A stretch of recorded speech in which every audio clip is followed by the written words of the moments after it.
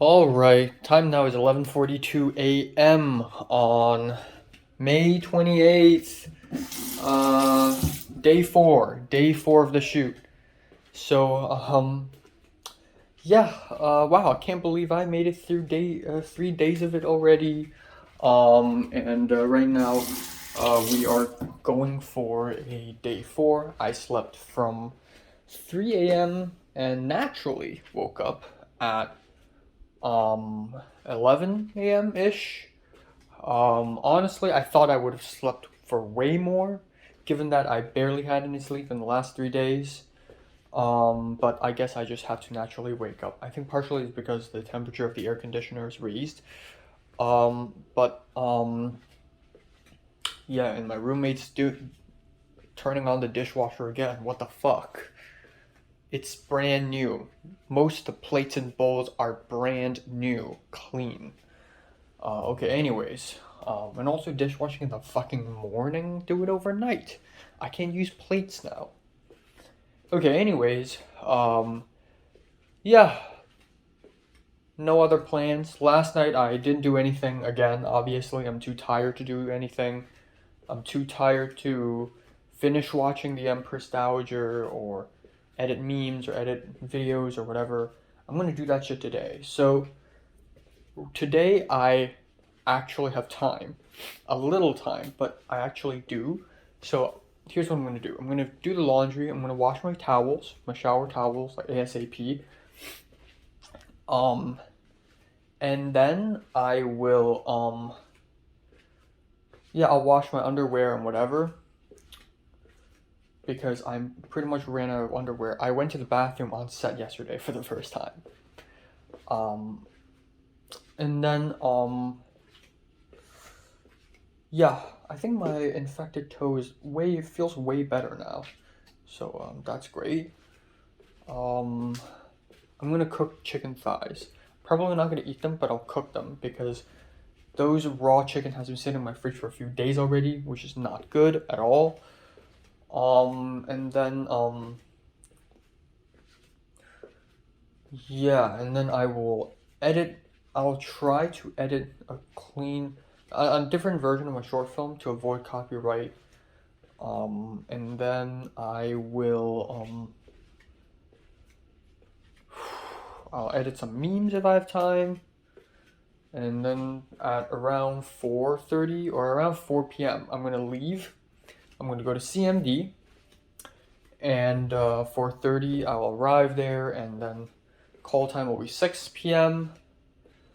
And then we'll do the overnight shoot from 6 p.m. to 6 a.m. This will be the first time I've ever had an overnight anything, I think.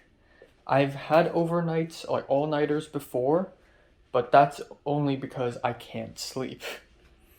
But this time I'm doing an all-nighter because of school. This is the first time in my whole life, which is so fucking exciting actually. Probably nothing interesting will happen. It's just that we'll be able to see the sunrise. I feel like everyone will still be wide awake for some reason. We'll drink a lot of coffee. It's gonna be great. And I guess today's biggest plan for me is really to quote unquote reconcile with Leslie. I just yeah, I don't know. I think I'll just pull her to a side if she's free at any given moment. I'll ask, "Can I have a private moment with you?" And if she said no, then it's like stupid, right? Then it's like she can't get to hear what I want to say to her. So I'm gonna say, "Can I get a private moment with you?" She'll probably say, "Sure." And then I'll have a private moment with her, and I'll essentially tell her, um, "You seemed shocked when I said hey a couple days ago." And she would probably have nothing to say to respond to that. And she's like, "No, I wasn't shocked." And I'm like, "Do you think I hated you?" And then I'll explain. Honestly, I was a little bit angry with you, but just because I was a little bit angry with you doesn't mean I hate you. Doesn't mean I stopped liking you. I still like you. And then I'll tell her, when that person told me that everyone hates you, that person's probably exaggerating. because I look at how Gregory and Ariel work with Leslie. They all work really fine together. And I'll say, besides, I like that a lot of people hate you. Honestly, that's pretty fucking hot. I'm gonna say that to her face. I've never told a girl to their faces that they're pretty fucking hot, but I guess I'll have to do it today.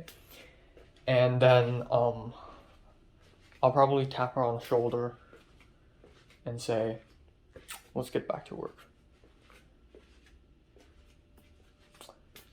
No, I'll probably end it off with like, so, no problems between us, right? Let's get back to work. She's still not reading my text. She's probably a little like, either she's extremely tired or she's kind of traumatized after the quote unquote, argument that we had.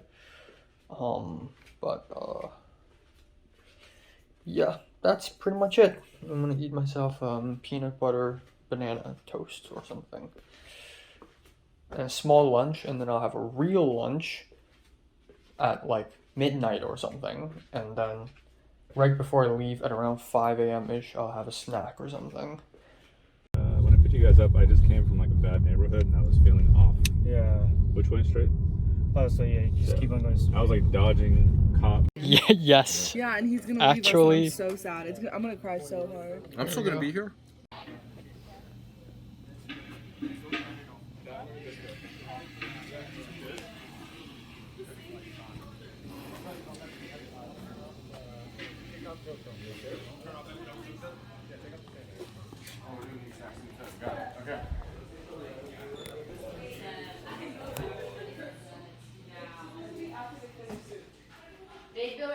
So you start on Ken? On Friday. Then Milagros will come. Because now she has to see both. But she could have put them in the same. Don't worry about We already got the last one. Arian, you don't need to speak so loud. You don't need to. Maybe just, you can.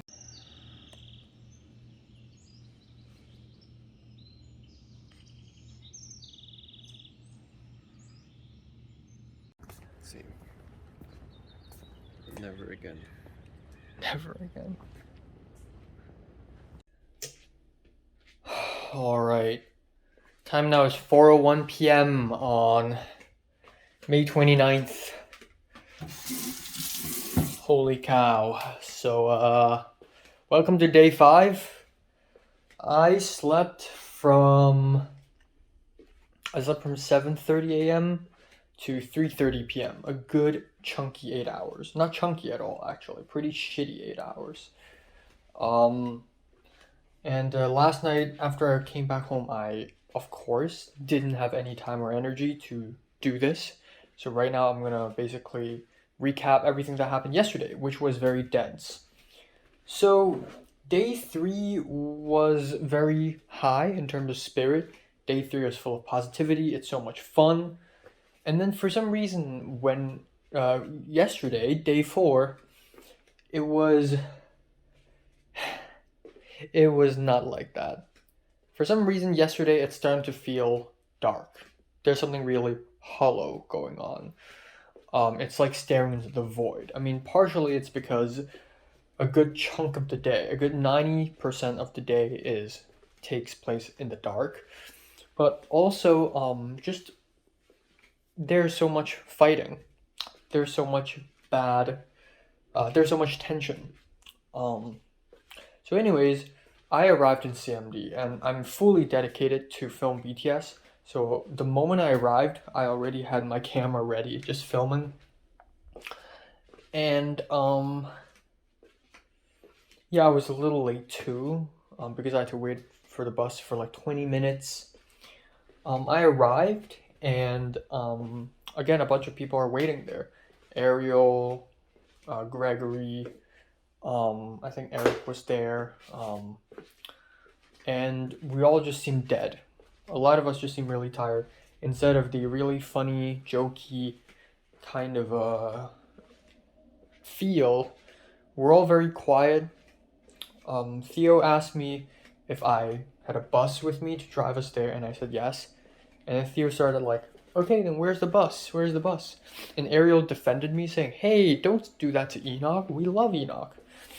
So it's just really weird and awkward. And I made some jokes. I showed people some memes, and nobody laughed because we're all just really dead.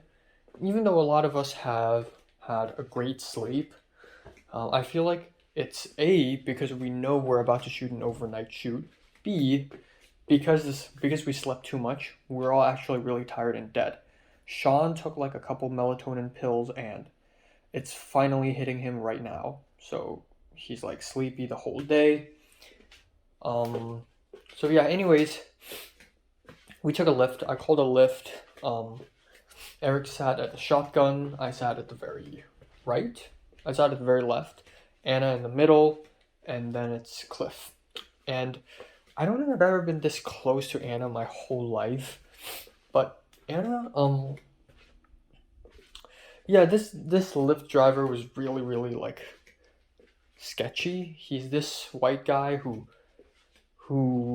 apparently used to be part of the military, but now he's a driver. And throughout the whole drive, he started talking about neuroplasticity and moving forward in life, and like dealing with depression and anxiety by keep moving forward and not looking back, and replacing negative memories with positive memories. And it's really awkward. And Eric was like kept on saying yeah throughout the whole trip, and it was extremely awkward. Anyways, we got off the car, and it's 5:48 p.m. The call time is 6. So we decided to tell the Lyft driver to bring us a Subway, and across the street is the Coffee Bean. So we crossed the street and went to Coffee Bean to find a few other people waiting in line, because it's Memorial Day. So they get to buy one get one coffee, and I was gonna do that, but instead Anna and Cliff did the buy one get one. So I'm like, okay, you know what? It's fine. I'll drink something tomorrow. Today I'm good. So essentially we have that.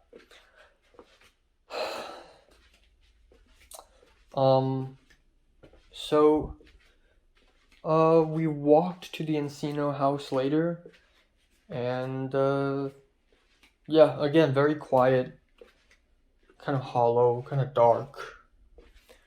We had our safety meeting at the kitchen, where it felt a little more awkward and quiet. And then the first thing in order I want to do is to tell Kuchio that I also got into USC. So last night, Kuchio released an Instagram story on Instagram congratulating Ava for getting into USC SCA. The thing is, Ava went to film production, which is the great one, the epic one. And I didn't. But the fact that Kuchio never specified which specific major that is means that okay, if I tell Kuchio I got into film studies, I'm also in SCA, which is a huge deal, which is gonna make me look cool.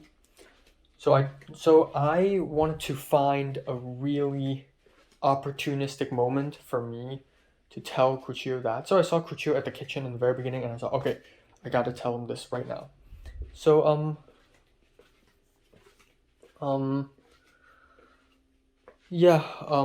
I immediately went up to, so earlier yesterday in the morning, Benny actually went to the Mar Vista Farmers Market and found Gloria, who was one of the fruit and vegetable sellers there, because we're using her booth as one of the filming locations. And 2 days ago we tried to dox her, we tried to find her contact, and we can't. So we have to literally go there, and thank God Benny was able to do that yesterday. So I walked up to Kuchio yesterday night and was like, hey, Professor, can I talk to you a little bit about farmers market? So I actually went up to him and talked, but they're all bullshit. If I didn't tell him, it wouldn't have made a difference.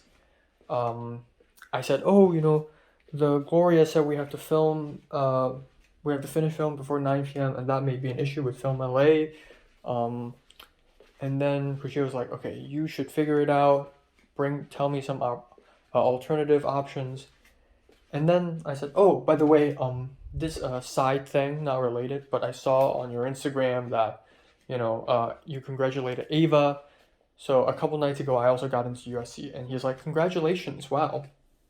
And I said, it's weird because they are only admitting me for spring. And then Kuchio was like, you know what, you should immediately write an email to appeal that. Appeal to them to get you into film production, but also appeal to them so that you can immediately join in fall. Tell them you're an international student and it's a financial burden, blah, blah, blah, blah, blah, blah, blah, blah, blah, blah, blah, blah, blah. And he even gave me a contact of a person by the name of Kevin Maxwell, who is one of the directors in my college's film program, short film.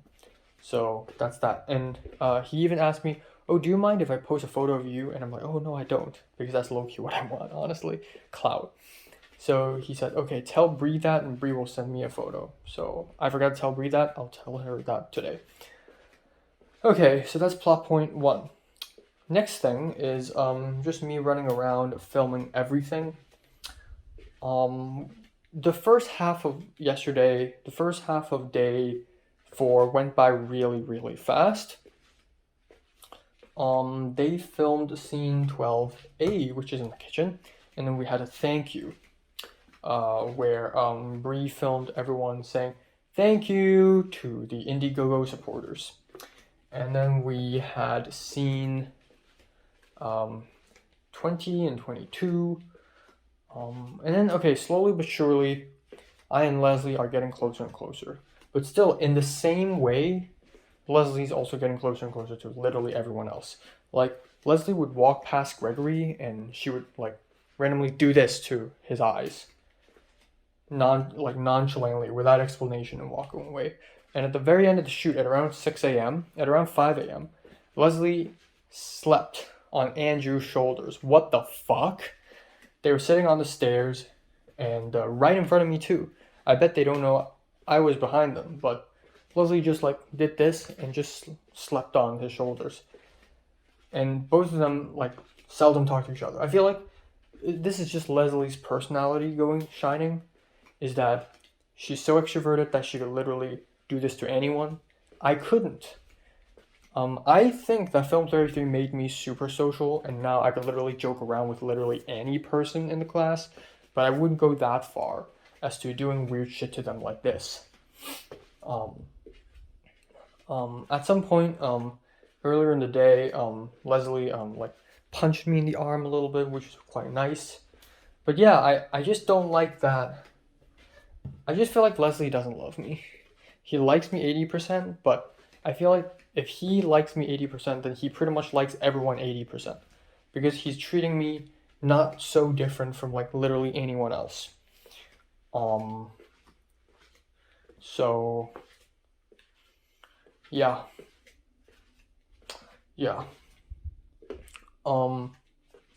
So I gotta talk to her about that. So yesterday, I was like, okay, I'm gonna confront Leslie today. I did not have time to do that at all. Because Leslie's always busy. And there was a moment where she's a little bit more chill, and I and Benny were in the couch, in the green room, in the actor's green room, to do production stuff. In reality, I had nothing to do. And Leslie walked past, and she was a little chill, and I looked at her, I filmed her a little bit, and she did this, whatever. All the people always think I'm taking photos. I'm always taking videos. Because I'm a video guy. I'm not an image guy, I'm a video guy. And then I told Leslie, hey, I'm writing a poem right now. And Leslie's like, oh, is it about me? And that's fucking funny because it is about her. And I thought it would be, because it's like this very intense artsy love poem where it's super violent and gruesome, but also it's about love, And I thought it would be better if I don't see Leslie and just see an image of her and write it. But then Leslie always shows up whenever I start writing my poems. And so what if it's the opposite? What if Leslie's right in front of me, the real her is right in front of me, and I keep writing this insanely artsy, gruesome, loving poem. So I literally looked at her while typing my poem. It's very intense. And Leslie asked me, is this poem for me? It is. I didn't say yes. I was just like, you'll see. And she's like, okay, nice. And then she walked away. And I asked her if she's busy right now. And she's like, yeah, of course. I'm the fucking second AC. So Cliff wanted to be second AC. But at the end, they went with Leslie because they trust her more. And then I asked Cliff, don't you want to be second AC? And Cliff's like, never mind.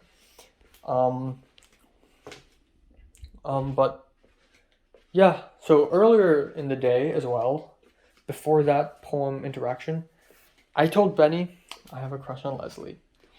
And I really wish I didn't tell him because I don't trust him. But I feel like at this point it's low-key okay to tell him because at this point we're nearing the end of the semester. I can pretty much fuck up my reputation and my and people's impression of me and just dip and leave. But essentially, I asked Benny what he and Leslie talked about in the truck because at the end of day 2, Benny drove Leslie back home. And Benny's like, why? Why are you curious? And I'm like, I'm just curious, tell me. So Benny said, oh, we just talked about pants and lesbians. So as expected, they talked. This sort of mirrors John L. and Pepper taking an Uber back home to Koreatown in June last year. And they didn't say a single word. But then in this case, we have Leslie. And of course, Leslie's talkative. Leslie's super extroverted. So this happened. So yeah, that's that.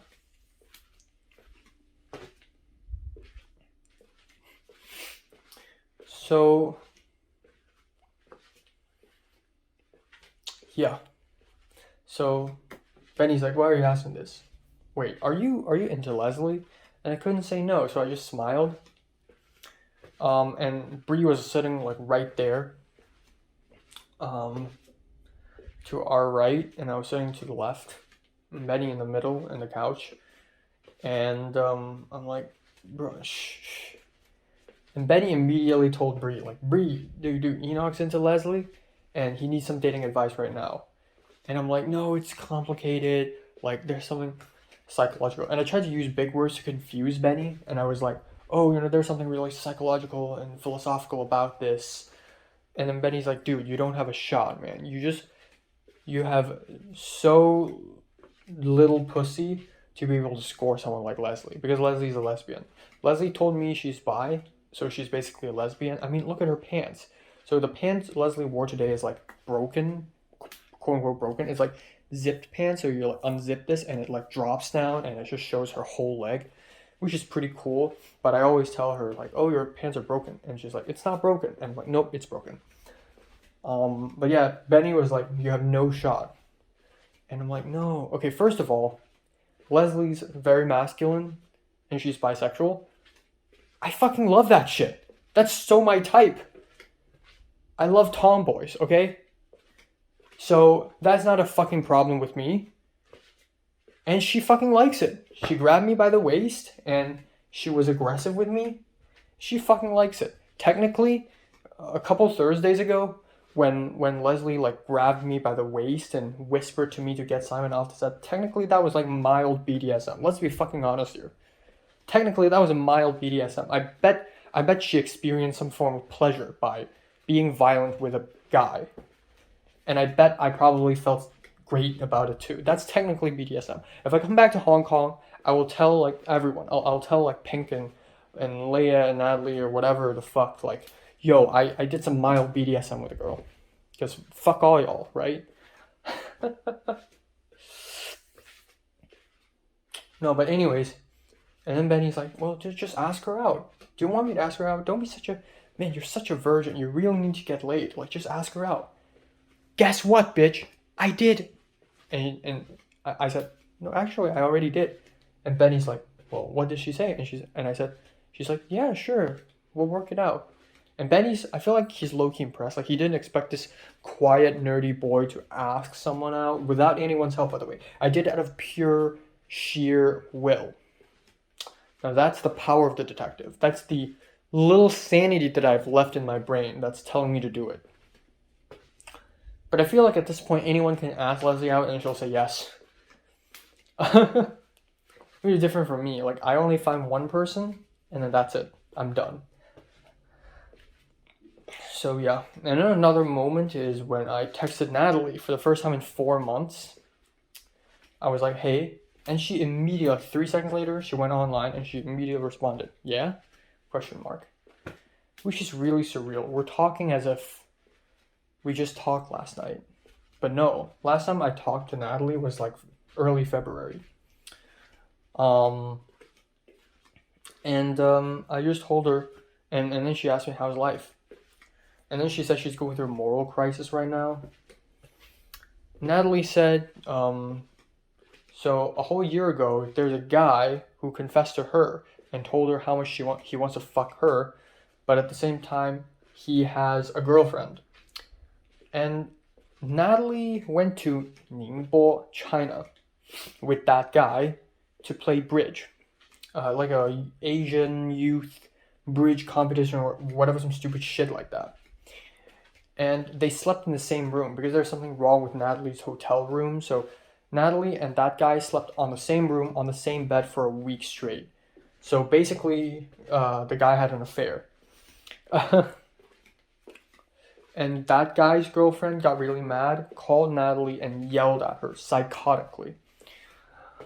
And I was like, okay, what happened in the hotel room? And then Natalie said, no, nothing, we just cuddled. I don't know. I bet they fucked. And it's okay because Natalie's already done some absolutely insane shit. I wouldn't be surprised. I would, yeah.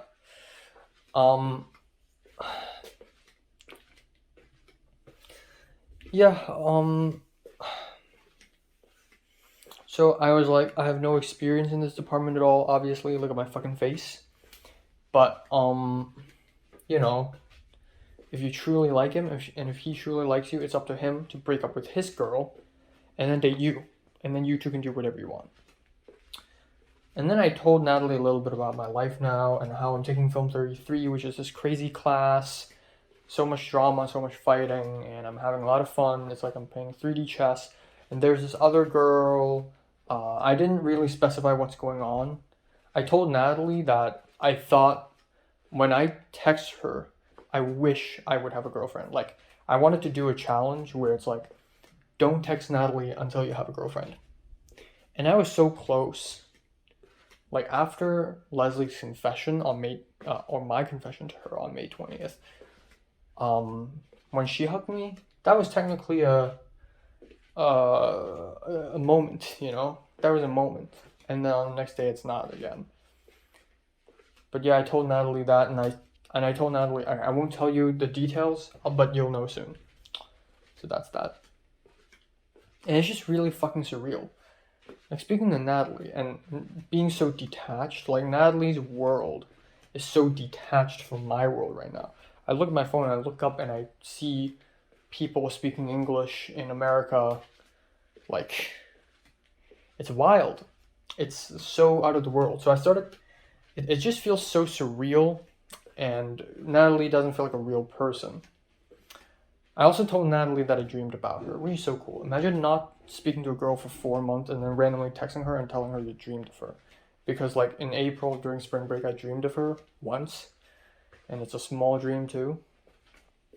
But anyways, I started telling people that I feel like I'm living in a poem. I told Bree that. I told Bree how, you know, there's your past life and there's your life here. And, like, I just texted someone from the past life and it's just so surreal. And Bree's like, yeah, I totally get it. But, you know, I've merged these two lives together already. But yeah, I was like you before.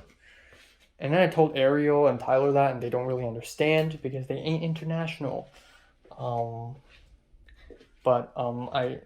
Tyler and Ariel squatted on the grass and started talking about drinking and smoking. And both of them seem really open to it, especially Tyler. Tyler's just showing off his quirkiness. And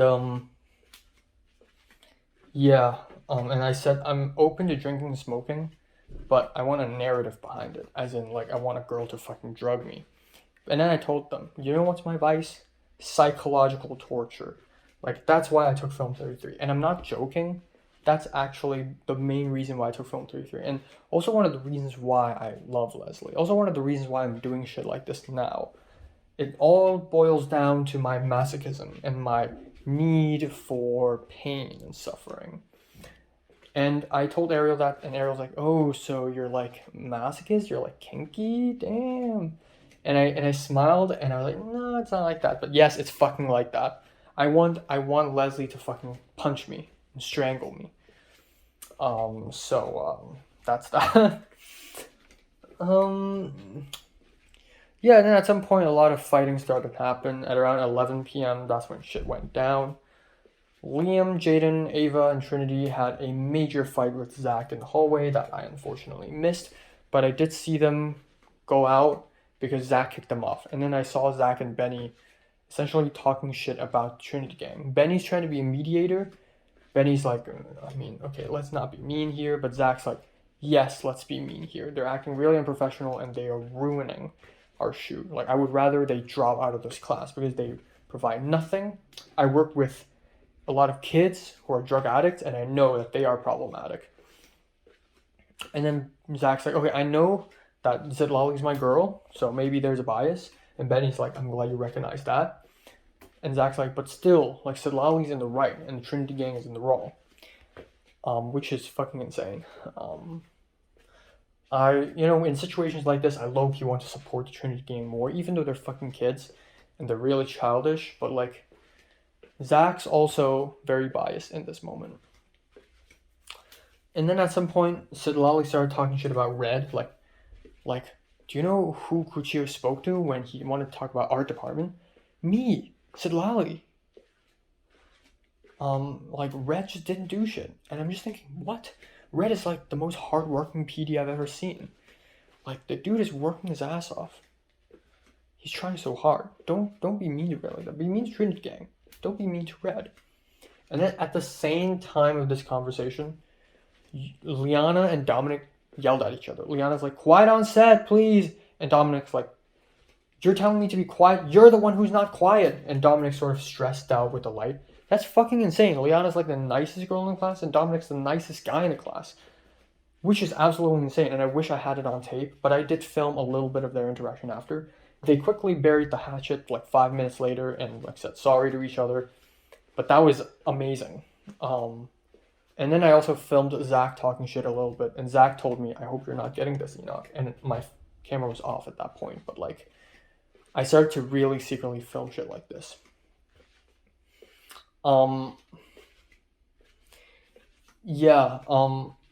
it's pretty wild. I also continued filming shit. Like, at some point, apparently there was a water hose, and he was upstairs, and he unplugged it the wrong way, and like, there was a bunch of water on the ground now upstairs. And I ran up with a camera, and I filmed a little bit. And Zach was like, or whoever was like, I hope you didn't get this on camera. This is not something you should be filming. And I'm like, okay. And I put it down, and I walked away. And then as I'm walking away, I heard, I don't know if it's Jonathan or whoever it is, but telling Zach, or I think it's Zach just saying to someone, like, are you okay with Enoch filming this? And then I'm like, oh, I overhear them saying my name. And then I stopped at the hallway for a moment and took a peek at them again. And then I think someone said, oh, it's okay. But it's starting to get crazy. And then a little bit later at around 3 a.m., at 11:30 a.m., all the house lights suddenly went off, and it's total darkness. The lights we have are still working, so we kept filming. But I and Benny ran around trying to look for a power breaker, but we still couldn't find it. And then at some point at 3 a.m., Zitlali was crying. And maybe she was having an anxiety attack or something. But I saw Zach and Benny moving stuff, and I want to film them moving stuff. And then Zitlali just entered frame crying. And Zach's like, Enoch, now is not the time to film. And I respect that, so I put it down. And I saw Zach trying to move Zitlali trying to move a metallic table. So I immediately put down my camera, and immediately helped her out. And Zach saw that. I think Leslie saw that. A little bit of a swagger moment for me, helping out. But yeah, the spirits are low as fuck. And I didn't mean to film Sidlali crying. She literally entered the frame out of nowhere crying. And anyways, for the next few hours, Zach and Sidlali disappeared. And at some point, Birkin and Liana also disappeared. Skylar fell asleep at some point. Jonathan went sleeping at some point. But all for the better, because they have to sleep. Because they need the energy to drive back home. Julia went to bed at some point. But yeah, at the very end, we have the living room scene. At the end, we have the living room scene, and that's the scene where Leslie's sleeping on Andrew's shoulder. Like, what the fuck? I wish she could sleep on my shoulder. I wish I could sleep on her shoulder, for fuck's sakes. At the very end, I went up to Leslie and I said, I have something to say to you, but right now I'm just too tired. I'll say that to you tomorrow. And she gave no reaction. I'm beginning to learn to not really care about what's Leslie's reaction to the things I say, because she's always like, sure, okay, fuck you. Yeah, I'm just trying my best to stay emotionally on top of things. But yeah, I don't know. I'm surprised that without coffee or Red Bull or anything, I managed to stay awake until 7:30 a.m. and I walked like a zombie back home. I took a bus. I had to leave Anna. Anna started to go delirious. Like at some point at 2 a.m., Anna started to act really drunk, and it was like, and she started singing and stuff. It's crazy. And I thought I would do that shit. I didn't do that shit. I didn't go delirious. And she was so delirious to a point where the Indian professor and Kuchio actually noticed her being delirious and was like, Anna, do you want me to replace you? And Anna's like, no, I'm good. And Anna's serious again. But that's another moment. And then me, Cliff, Anna, Yulia took Julia's, we're in Julia's stepdad's car, arrived back in CMD, and then I and Cliff walked off. And I was gonna like wait for Anna and was like, do you want me to wait with you for the Uber? And Anna's like, no, I can do it. And okay. So I and Cliff walked back. Cliff walked back home. I took bus number 4, went back home. And some homeless guy was like, find Jesus, young man. But yeah, that's pretty much it yesterday. Yeah, I don't know. I'm gonna confront Leslie today. Hopefully. But again, like I always keep this attitude in my head, and that is, if this is all there is, if Leslie stops liking me, what happened on May 20th is already great enough, and I shouldn't take this for granted. But I'm not gonna tell Leslie how pessimistic I am. I'm not gonna tell her, hey, I thought you stopped liking me. I thought you hated me. Blah blah blah. No. Because I think what Leslie looks for and finds attractive the most, or the least, is pessimism, like me. I think in a way pessimism can be like hot and interesting for her, but or cute and interesting for her, but like only in a certain way. If I'm too pessimistic about life, it's just not attractive anymore to her anyway. So I'm gonna try my best to like stay on top, be emotionally mature, and confront Leslie like a man. But yeah, that's the plan for today. Oh, I had lunch at midnight with the Indian professor, Leslie, Benny, Bree, and Ariel beside me. And I was like, this is my dinner with Jay-Z. And Ariel was like, oh, I love Enoch. And the Indian professor talked about the hardest shoots. He asked me which country I'm from again, and I said Hong Kong. And then I asked the Indian professor, how did you find the link to my Google form? And he said, probably Yamdu. It is an important Google form because it has something to do with food. But that's the only reason why I filled in the form. Even though he literally has no food like restrictions, which is hilarious. Were you part of that laundry one? Laundry? Yeah, I produced it. Oh. How's that going? It's in post. So, At least he's gone. But yeah. who knows if it works in the edit? I don't know. I'm tired. I can knock it up unless I have to. I think you guys should have designated nap hour.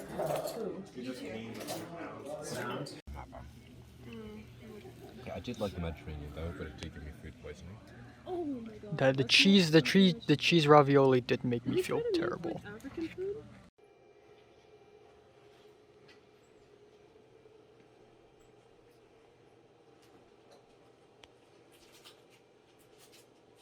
Signal on 8, please. We lost signal on A. The one on the left, move it left. Fucking kill me already. Fuck. All right. Time now is 5:32 p.m. on May 30th. My throat is so dry. I need to drink some water. Hold on. So I slept from 9 a.m. I went to bed at 9 a.m. and I woke up at 5:15. But I didn't immediately fall asleep for like a whole hour. So I would say it's like 10 to 5:15, and I woke up I think in the middle at around 12.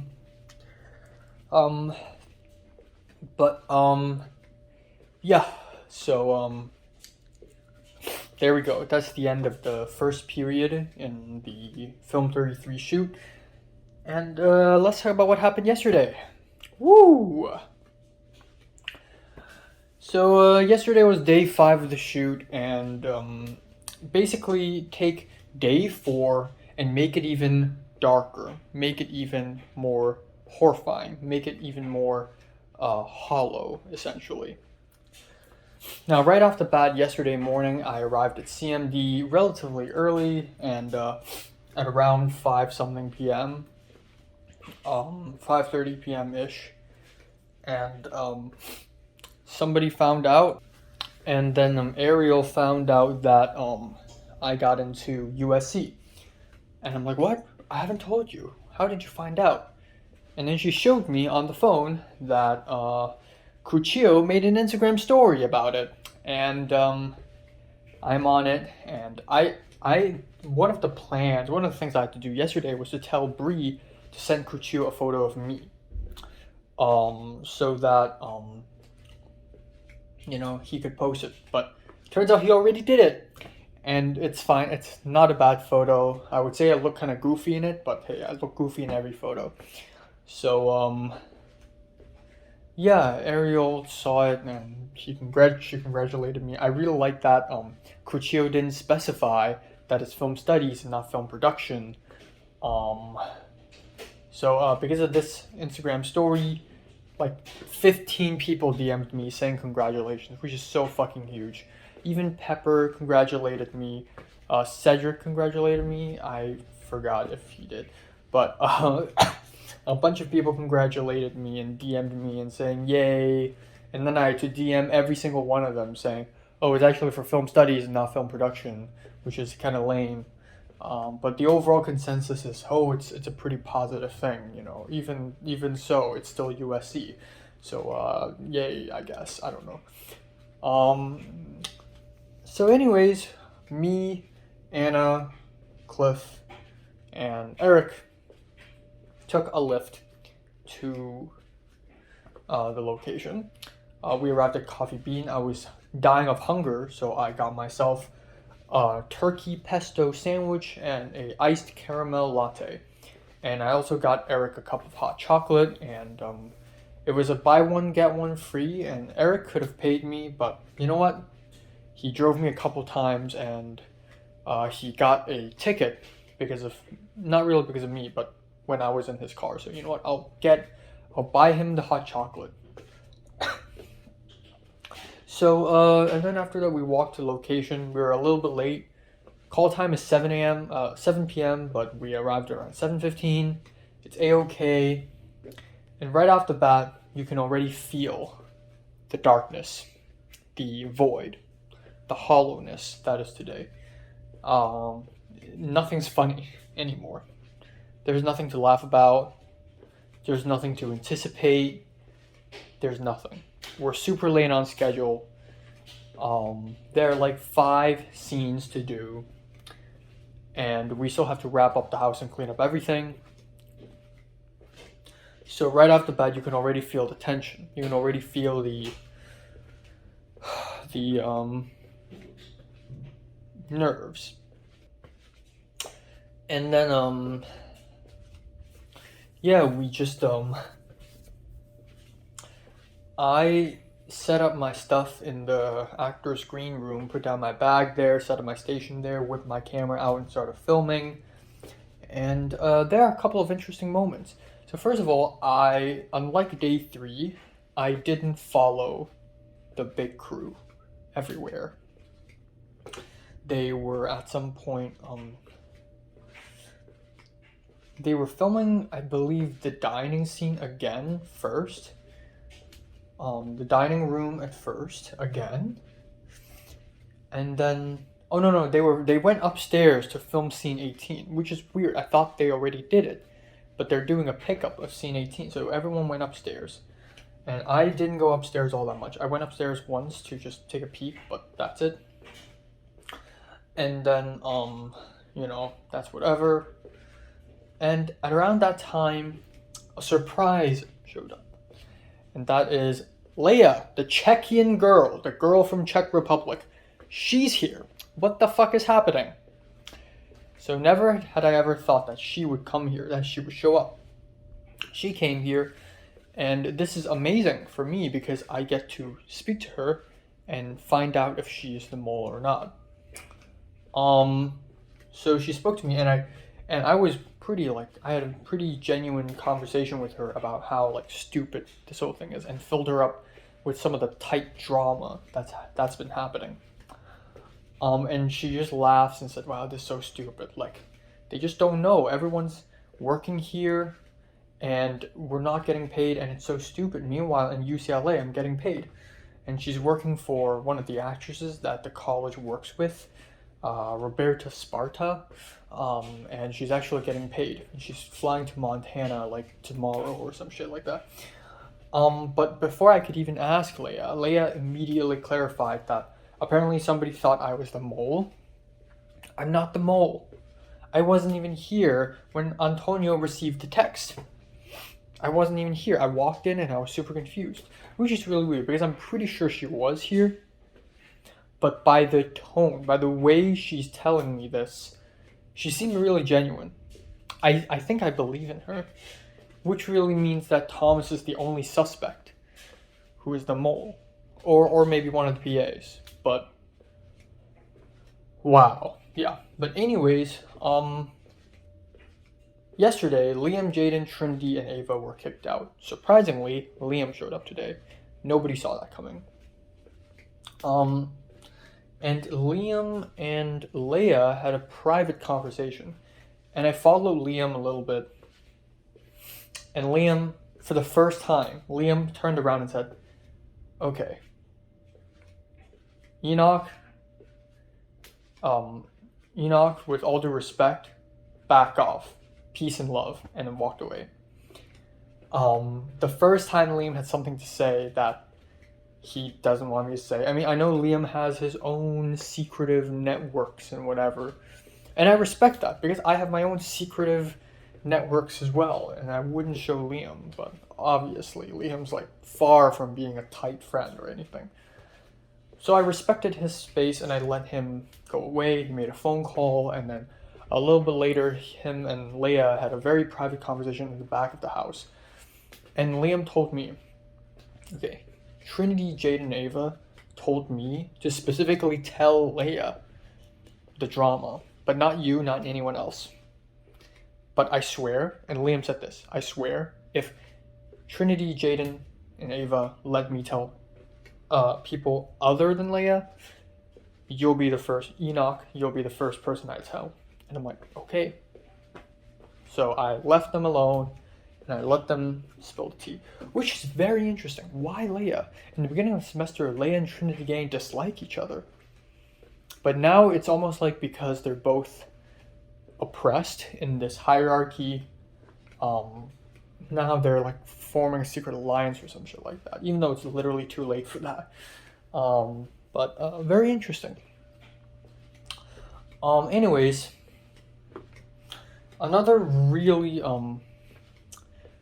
interesting moment caught on camera was Jonathan speaking to the grip team, and Jonathan complaining how Carly's not responsive, Carly's dead. And then the grip team, Gregory and others, started to complain, yeah, Carly, I think I've heard her speak 4 times throughout the whole shoot. Every single time it's Cuccio making the directions, not Carly. Carly doesn't have her own mind. And that's why Cuccio picked Carly, because Carly's easy to manipulate. And talked about how they disregarded Jonathan's lighting plans and everything, and Jonathan felt, like he's being used, that nobody's valuing him. It's pretty crazy, and I caught it all on camera, which is wild. And I had to pretend that I'm not filming, so I pushed the camera up to my chest so that it doesn't show a screen. And I have to hold the camera in a way people think I'm just holding it for the sake of holding it, but no, I'm actually filming. And then I also had a phone call with Tova, a 10-minute phone call, a secret phone call. I walked outside of the house, and Tova was legit excited to call me.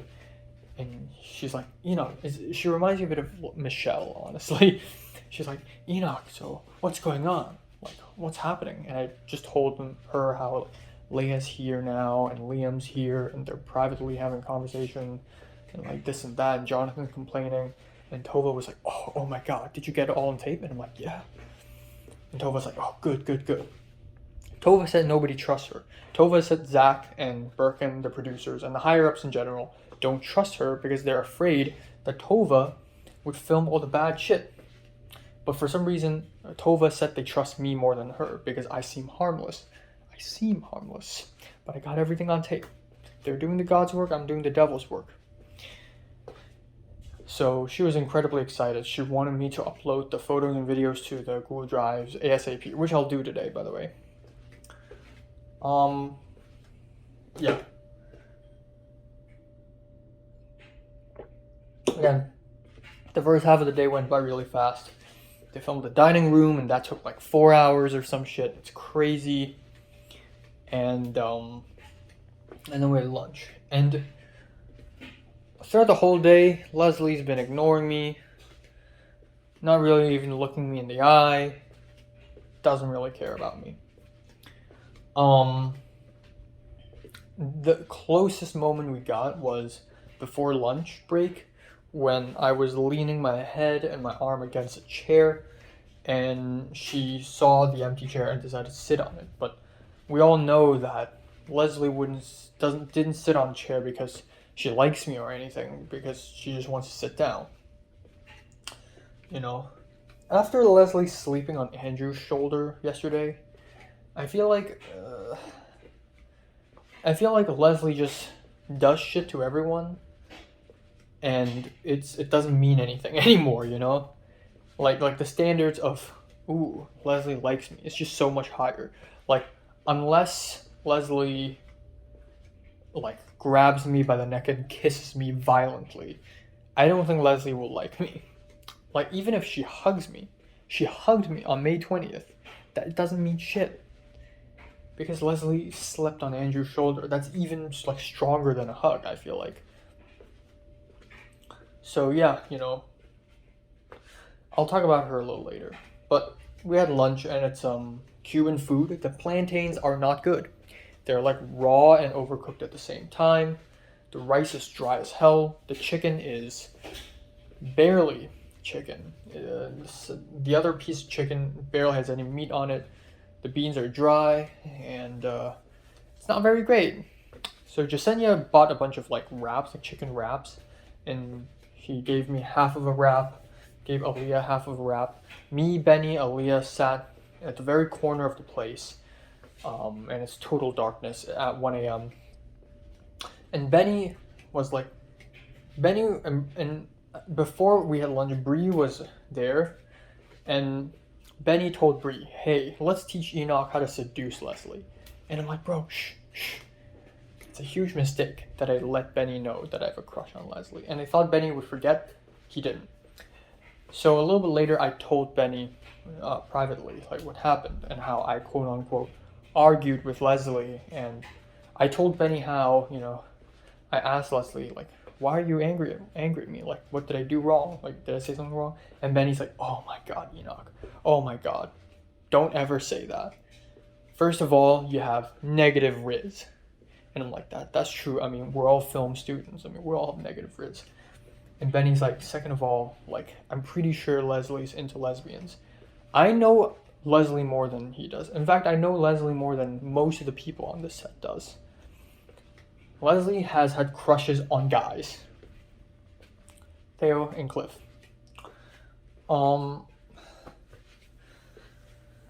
But yeah, you know, at that point, it was 1 a.m. and I feel like the caffeine I drank finally kicked in because suddenly I was really like on the edge, and I talked about, and instead Aaliyah and Eric and Jasenia joined the conversation, and I don't want to talk about Leslie anymore, so instead I talked about Film 33 and how it's a game of chess and the hierarchy and the Stanley Prison Experiment, how on the week that Carly got chosen as director, I immediately came up with Plan B and Plan C because I may lose my position in the production office. It's all about the mind games, man. It's all psychological. So yeah, pretty wild. Back to the shoot. From 1 a.m. to 7 a.m. Total darkness.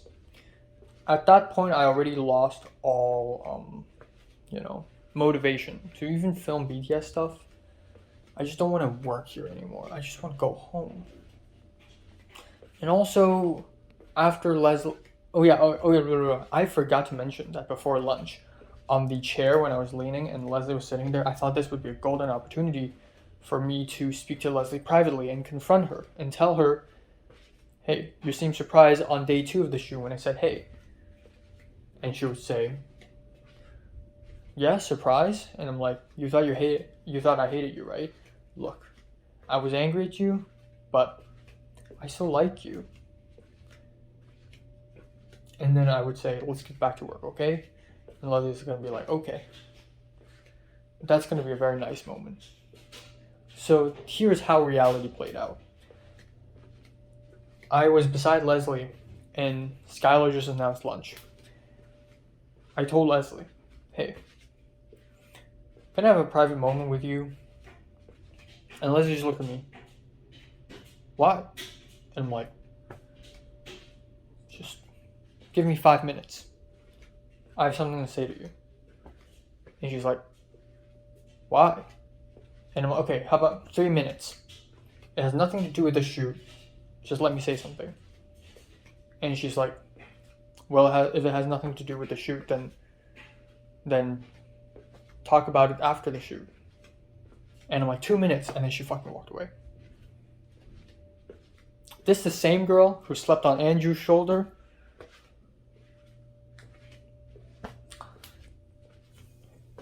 So there's lunch, and then after lunch, I was a very slow eater for some reason, and everyone cleared out. Everyone's gone from the pool area where we all had lunch. And all across the swimming pool is Drew and Leslie on a table. And I don't know if they're looking at me or not. I see their silhouettes, but I can't tell what they're looking at or whatever because the whole area only has one light, one strong white light, and that's it. And so I did my thing. I was alone. I finished the meal. I didn't finish it. It fucking sucks. I drank water, and right beside us is the cabana, and I heard a couple voices in there, a woman and a man's, and I I tried to overhear what are they saying.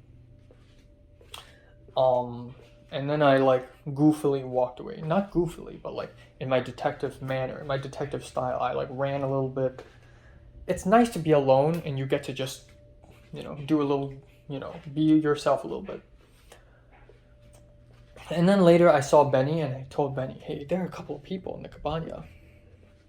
And Benny just straight up walked over the cabana and ripped open the entrance. Turns out it's Anne and Ben, the 2 old people who are helping out with the production design, and they're not fucking or anything. They're old. They're just trying to take a nap in there, and that was a really awkward and embarrassing moment. But that was hilarious, so that's that. Also, Benny told me that Red has a crush on Ariel.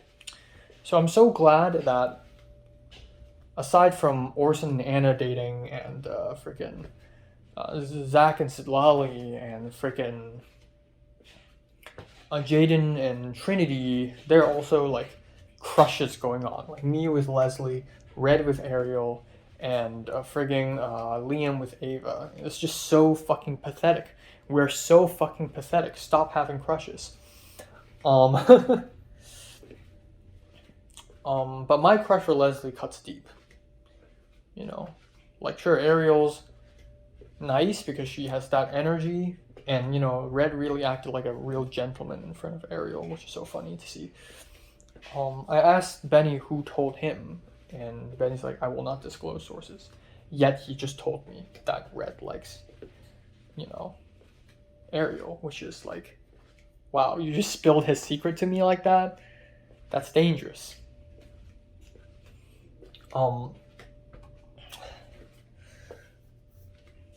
Yeah, anyways. At some point Anna cried for some reason. Anna, I think it's like a personal issue or something, but Anna started crying. And Jasenia had to walk up to her to like console her, and then Theo and Gustavo also like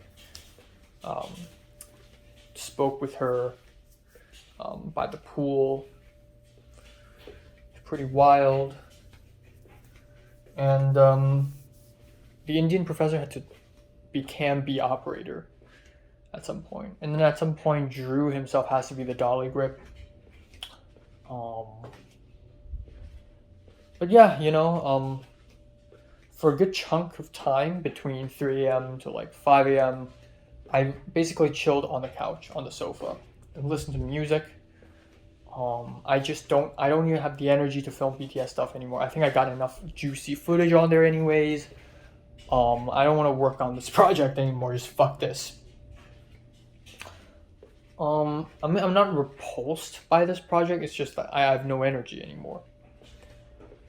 And in the meantime, I was writing my letter of appeal, and that Hong Konger woman that Pepper told me about DM'd me, and I asked her a little bit of advice on appeal and like USC and whatever. And that's pretty much it. And then I had a moment, I listened to music, like sad music or whatever, and like just had a walk beside the pool all by myself. And I'm sure Leslie and Jonathan and I think the Indian professor saw me strolling around like without a purpose. But yeah, at the very end, from 5 a.m. to 7 a.m., we're going for a Hail Mary, a final shot. So I was like, you know what? I'll do something, okay? So they are filming in the living room at the very, very end, and I helped wash the dishes. So Bree was washing dishes, and I thought, well, you might as well. So I was washing dishes in the middle of the set. So they're filming the living room, the kitchen is right beside it, and I helped wash the dishes, which is like dirty work, but it's also fun. And also, on a film set, I don't want to do film stuff anymore. Let's do something like washing the dishes, for example. And then, you know, I and Bree washed them together, and I gave her some paper towels. It's pretty awesome. And it's also so clear that Ben, the sound guy, the professional sound guy, like, he's into Bree.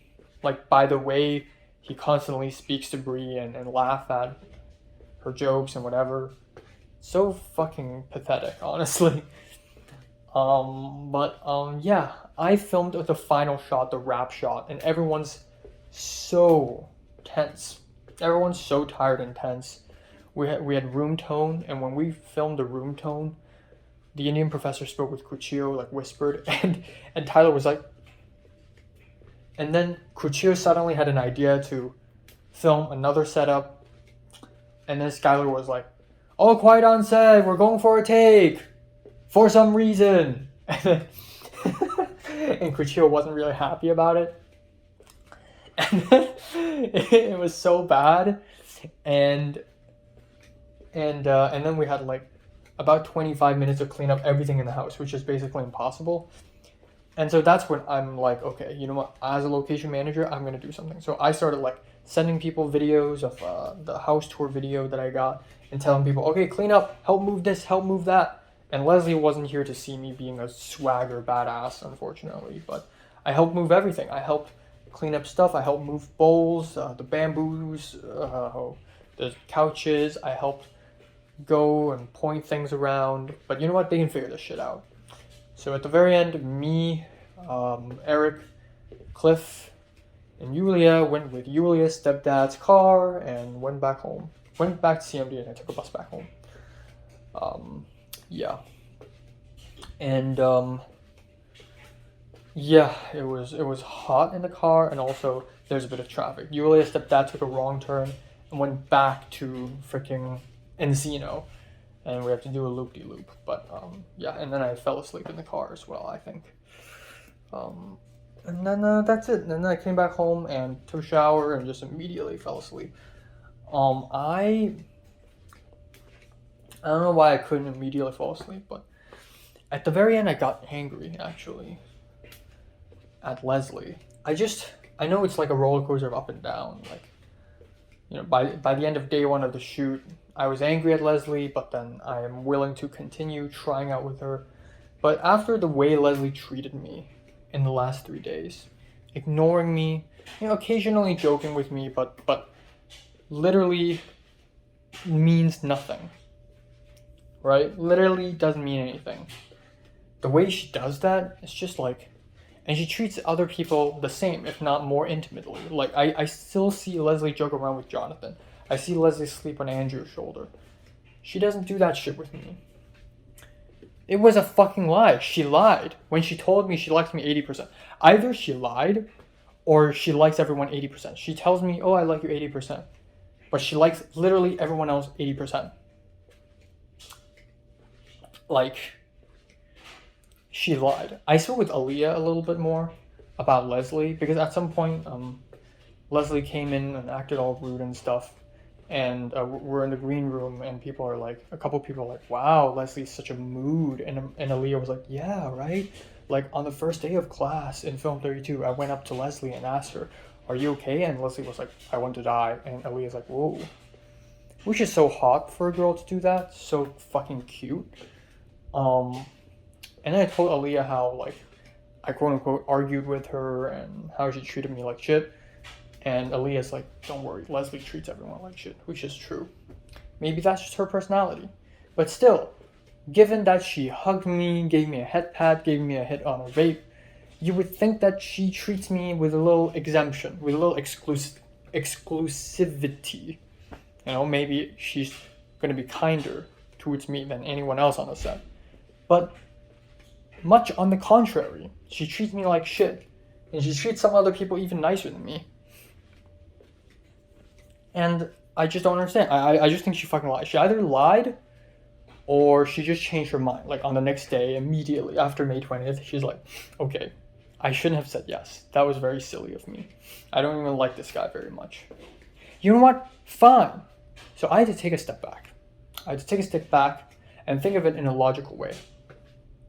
Right? Think of it in a logical way.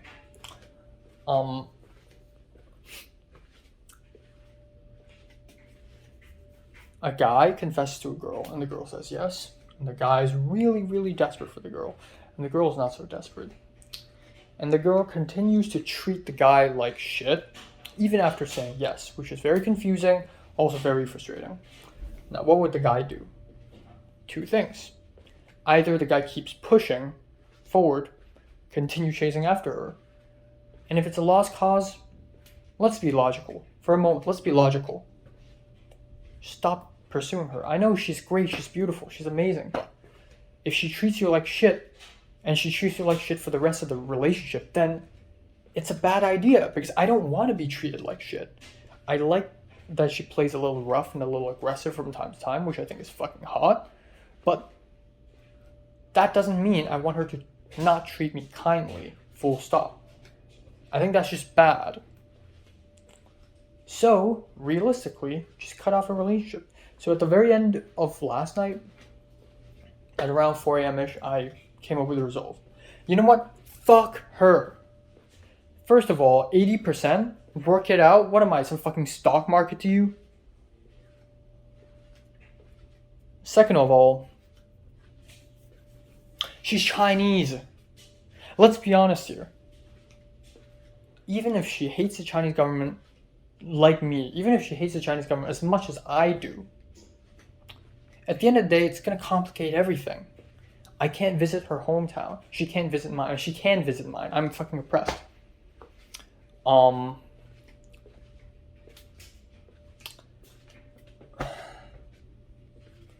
And also, she has Xiaohongshu in his phone. That stupid app. The people who made your app are the people who oppress me and threaten my family and my friends and my people and my culture's freedom and democracy. As long as you have this app on your phone, you have the audacity to speak to me, a Hong Konger? Well, fuck you. Because anyone who supports and condones this government, this criminal organization, is my enemy. And I'm 100% serious about that. If there's one enemy in this world, it's the Chinese government. And I will not rest lightly until they all fucking die. So yeah, again, like, Leslie's cute. She's interesting. She's layered, which is great. You know? She's a mood. But she's Chinese. So it should be a moot point anyways. And if she continues to treat me like shit, I have all the more reasons to just not care for her anymore. So here's my suggestion. Fuck her. Just fuck her. If she doesn't want to speak to me anymore, fine. Great. I'll move on. I'll fall in love with another girl. I'm sure there are girls out there who are equally as interesting, equally as aggressive and cute and layered and complicated and fun to speak to and interesting and special, and they don't treat people like shit, and they're not Chinese. I'm sure it's gonna be tough find, but I will find another one. Leslie can go fuck off. So that's it. That's the end of our relationship. I don't care for her anymore. I mean, I care for her, but if she doesn't care me back, then who cares? Besides, I already got what I wanted. She gave me a head pat. She gave me a hug. I think that's amazing. That's peak. And then that's it. I don't fucking care about her anymore. I will leave her alone in her misery. If she wants to live her life out in complete misery and vape and smoke herself and drink herself to death, then go for it. There's nothing I can do anymore. Just go fuck off, okay?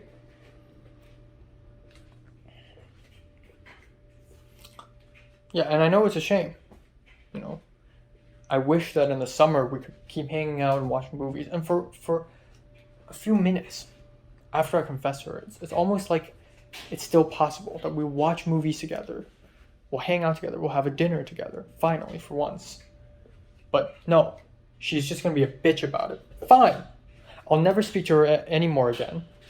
I'll never joke with her anymore. And if she texts me on WhatsApp, I'll just read it and ignore it. I'll make sure to read it and ignore it so that she knows that I've read it. So yeah, I don't need her in my life anymore. It's done. It's done.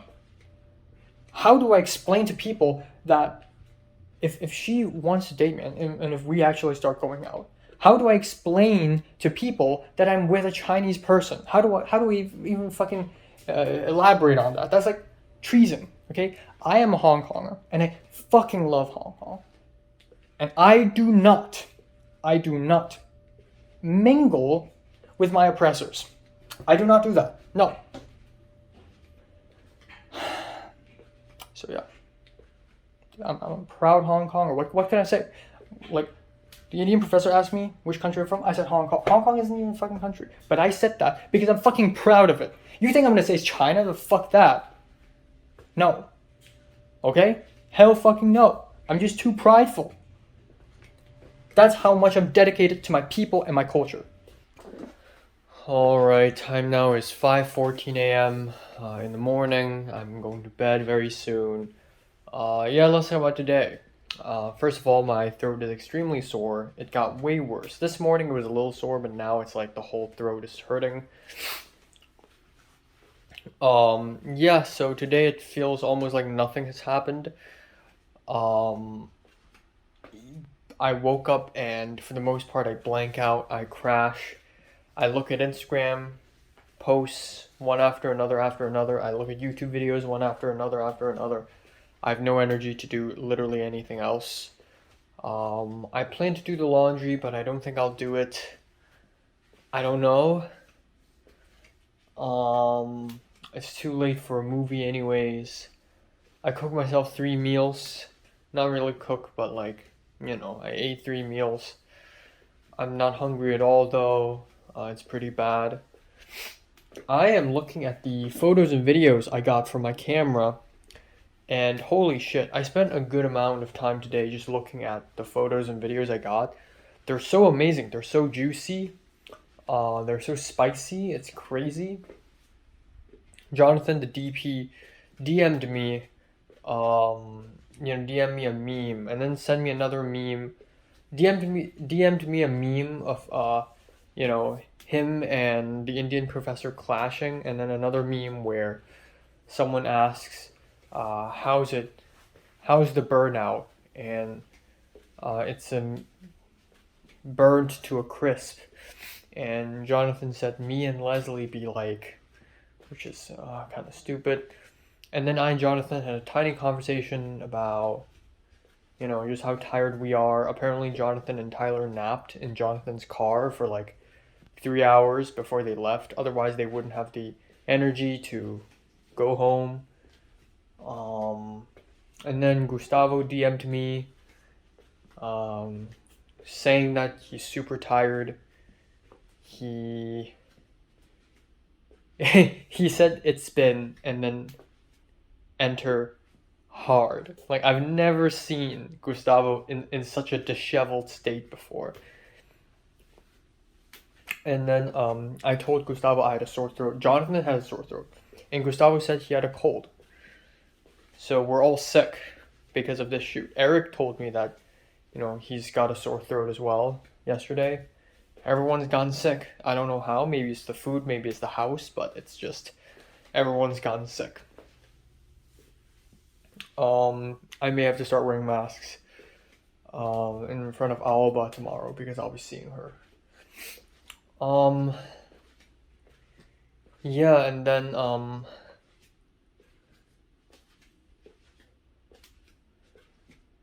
yeah. And I don't know, several small things happened yesterday, here and there, bits and pieces that I didn't really mention because they're not that important, but yeah, so much has happened. It's actually crazy.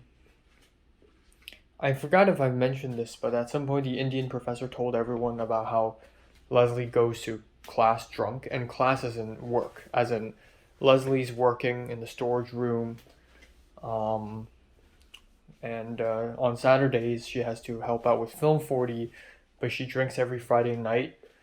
And then the Indian professor talks about it and tells the entire camera team about it, and I just was there to film it, and the Indian professor noticed my camera and was like, this is not a video, right? And then a little bit later I filmed the people getting food, and the Indian professor's like, this Enoch's just filming us getting food, haha. And then at some point, I had dinner with the Indian professor and Leslie and Ariel and stuff, and the Indian professor talked about the filming of a short film called Muñecas, where the camera was under the water, and when he said under the water, Leslie laughed, and I feel like I'm the only other person who understands why she laughed. I also had a 3-hour-long Discord call with Michelle. It went on and on and on until midnight. And Michelle talked about how she went to CMD today and saw Betsy and David the Swede, and also Tova. And Tova told all 3 of them the tea and how crazy Film 33 is and how wacky everything is. And all of them were pretty shocked. It's basically a hellscape in Film 33 right now. And Tova told Betsy that I, Enoch, am one of the most powerful people in the class right now. And when Tova said that, Betsy was surprised. She was like, wow. Because Betsy always underestimates me and thinks I'm a weak person. I'm not, bitch. I'm the detective, okay? But I'm flattered. I don't think I'm super powerful. On the contrary, I think I'm pretty powerless, but I think I've played my cards right. I think I've tried my very best to gain power, to know everything, and I think I'm pretty successful so far. And then Tova basically mentioned everything she knows to Betsy, which is a bad idea, because Betsy is on a power trip, and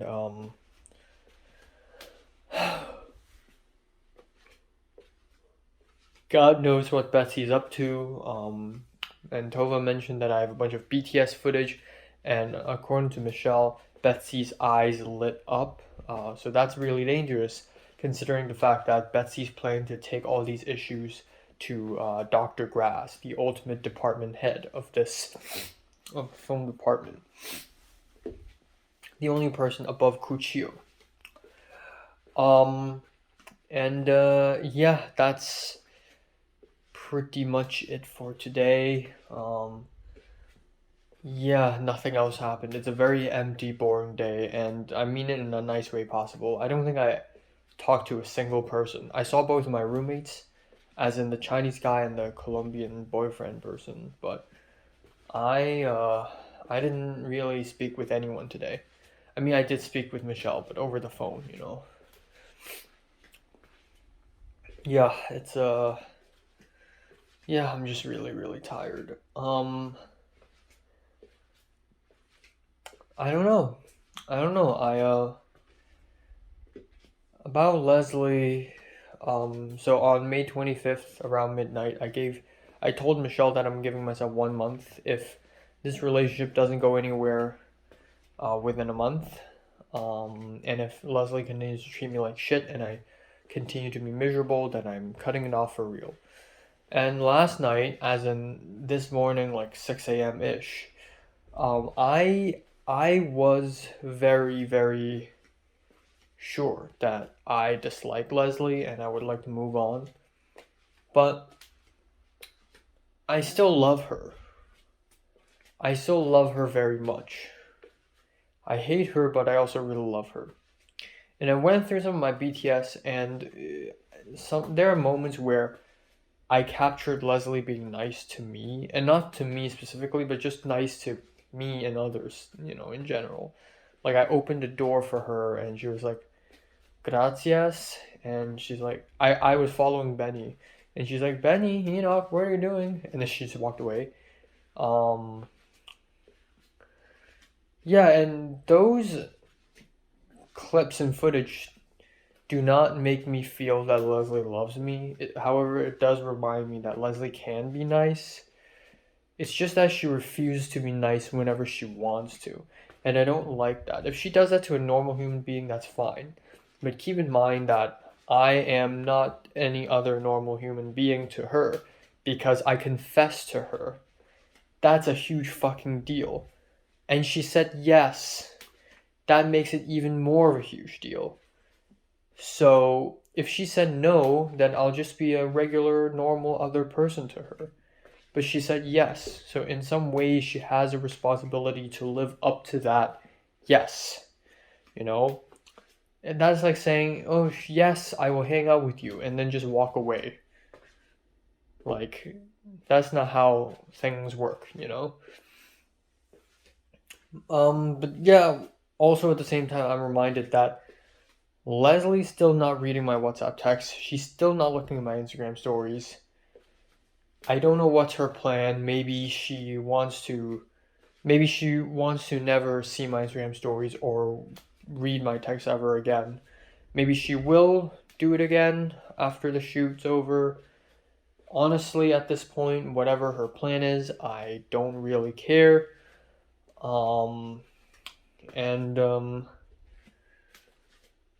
Yeah. Honestly, don't really care. If this whole shoot is over, honestly, I won't even try to speak to Leslie. neither in person or in text. If she texts me first, okay. I mean, back in 2016 when the Civil War happened, after Natalie wronged me so much, and then Natalie texted me back, I still decided to, befriend her again, because I'm a very forgiving person. But so I can pretty much say the same for Leslie. I'm a forgiving person, but first off, I have dignity. So unless Leslie recognizes that she's mean to me and that I don't like it, I will not even be friends with her, let alone date her. Second of all, even if we go back together, after what happened in the last 3-4 days, it's forever gonna change our relationship. It hurts our relationship. So I won't treat her the same nice, haha, whatever you want anymore. I wouldn't say mean, but I'll be confrontational. Like next time she, walks up to me and says, hey, how are you doing? Even though she never does that anyways. I'll just be like, why do you care? Because I just don't see her the same way again because she treats me like shit. So yeah. Yeah, I should probably go to bed. I'm gonna take a couple melatonin pills. Do I even need them? I don't know. Oh my god, is this sunrise already? I can't tell. Probably is. But yeah, I guess to conclude today, I would like to say that Michelle told me that I am like a cuttlefish because I seem really safe on the outside, but I'm actually very dangerous inside. And when she said that, I'm actually a little surprised because nobody ever describes me as dangerous. And that's a really cool thing to describe me. I like being thought of as someone who's soft outside and dangerous inside. I think she really captured the essence of the detective with that allegory, and it's just hell yeah. And I hope Leslie sees me the same way. I hope Leslie knows that there's more to me than my surface. And again, Leslie told me that she finds me interesting, which is a huge deal. But also, she acts like I'm a boring whatever other person. But my plan, honestly, for the rest of the semester, which is literally 2 more weeks, is that I'm going to start revealing my true self and start freaking people out. I will shave my eyebrows. I will shave it even more. I don't care. I'll start revealing my true self. I'll start freaking people out. I'll start letting people know that I'm dangerous, that I can be dangerous, and I am powerful. Or at least I try to be, and that I'm not some soft marshmallow person. And by doing this, I can ruin my reputation, which is all I care for right now. Like all I want to do is just ruin my reputation and destroy everything. Also, so that I want Leslie to know that I'm not to be fucked with. But yeah, I still love Leslie. The thing is, like, I don't lose love that easily. Right now, I see Mary's Instagram stories, and, I think she's fucking awesome. I think she's cute as hell. But the thing is, I don't love her anymore. I've truly moved on. I still have respect for her. I still think she's a really interesting and special person. I've just moved on from her, like, completely at this point. And I can say the same, I will do the same for Leslie. So it doesn't really matter. It does matter if I really just stop being with Leslie at all, but I'll just move on. 3 years down the line, I'll find another girl. So, you know, fuck her, I guess.